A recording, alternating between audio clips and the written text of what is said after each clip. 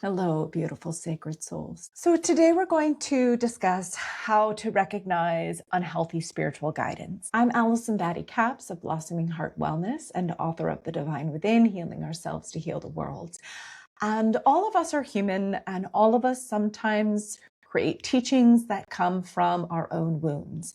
And this is a topic that I think is really important, and that is how to recognize if a teaching that you're seeing online or spiritual guidance is actually harmful to you. In many spiritual communities, I am hearing messages like, you must suffer in order to grow, or healing goes against your soul's plan, or you must stay in this relationship or situation for your own spiritual development.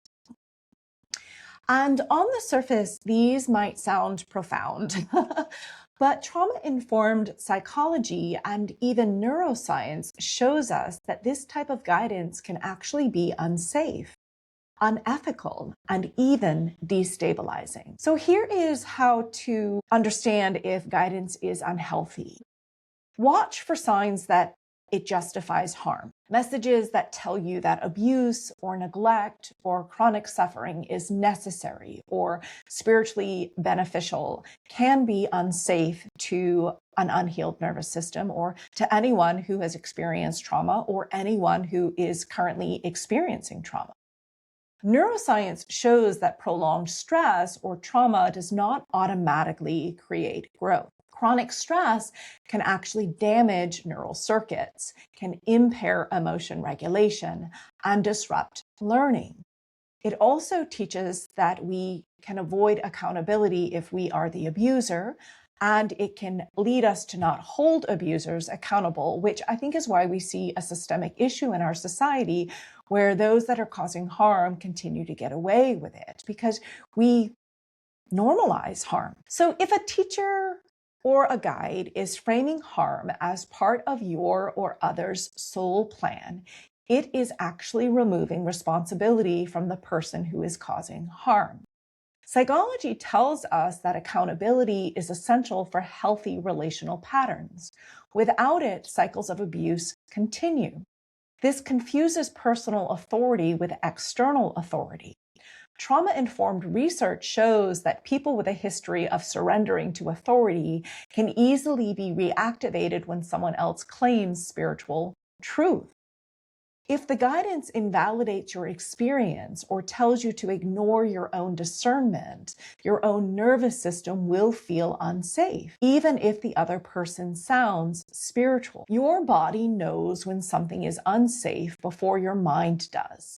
Signs include tension, anxiety, restlessness, tightness, nausea, feeling confused or off balance.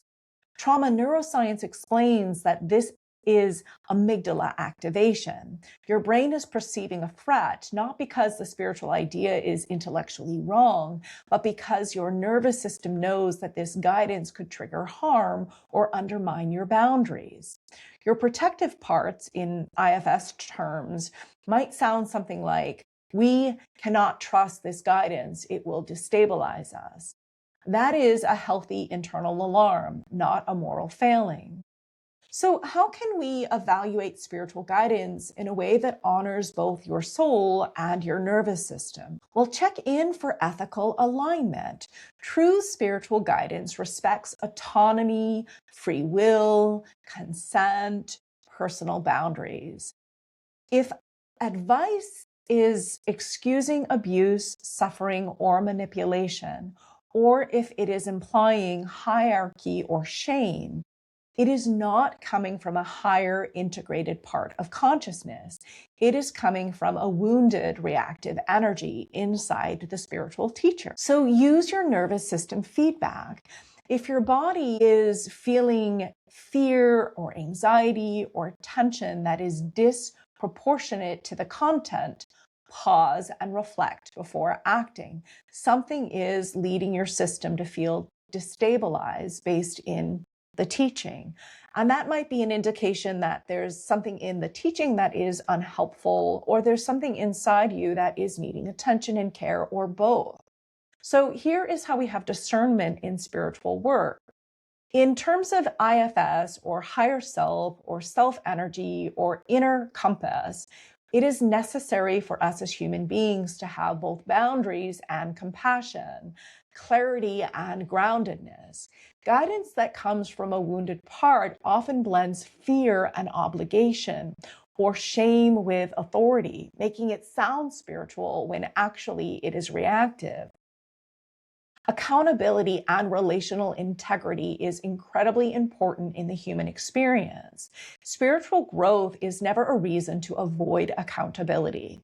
If someone says you must just accept harm or forgive, that is a sign that it is wanting you to override the process of integration and healing. So let's anchor this in with a short somatic exercise. I invite you to sit comfortably with your feet on the floor.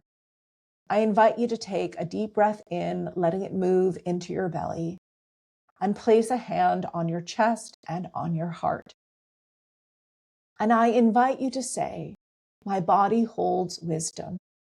My mind can find clarity. I can have discernment. I am safe to feel and choose my own path based on my lived experience. Notice any tension, warmth, or release, and breathe into it. Let your nervous system feel held and grounded. This is your system recalibrating so your discernment can become embodied, not just intellectual. Unhealthy spiritual guidance often justifies harm, avoids accountability, and bypasses your internal authority. Your nervous system and internal parts are reliable indicators of feeling unsafe inside the body or feeling safe. So it is important to listen to your body and get curious about what it is communicating. True spiritual discernment blends ethics, bodily awareness, psychological insight, and integration. For those of us that are stepping into healing roles and we are wanting to guide others in how to heal their wounded parts, it is our responsibility to have our own integration and ethical alignment and awareness of our own inner wounds. That helps us show up for others in a way that causes the least amount of harm. This is a process. It is not a destination. Even in my own work, I'm constantly evaluating whether or not this is coming from a protective part of myself, a wounded part of myself, or my inner compass. And I'm constantly checking in with my clients to see how this is landing in their body, if it's guidance that I'm giving them, to trust their own inner wisdom. So rather than telling them that what I'm sensing or what I'm teaching is absolute truth, I teach them to listen to their own body to discern if they find it helpful for themselves, and ultimately helping them to connect with their own inner authority. Healing, growth, and spiritual wisdom, I believe, comes from integration and discernment, not from staying in systems of harm or justifying abuse or trusting an external authority as absolute truth. Remember, healing itself is the growth, and ethical clarity is the path to true spiritual freedom. Take a moment to notice in your body where you feel clarity, tension, or relief related to my own teaching, and that is an indication about how this is resonating with you. Let your intuition and your inner wisdom and your body be your guide next time someone offers you spiritual advice. Listen to both your mind and your nervous system.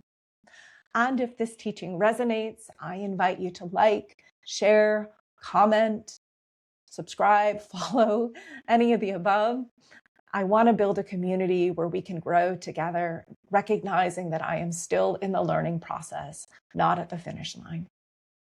And if you want to engage deeper, I invite you to consider reading my book, The Divine Within, Healing Ourselves to Heal the World, or go to my website, Blossoming Heart Wellness, to sign up for my newsletter to find out about online courses or other offerings. I'm sending you deep love and appreciation for who you are and where you are on your journey of healing.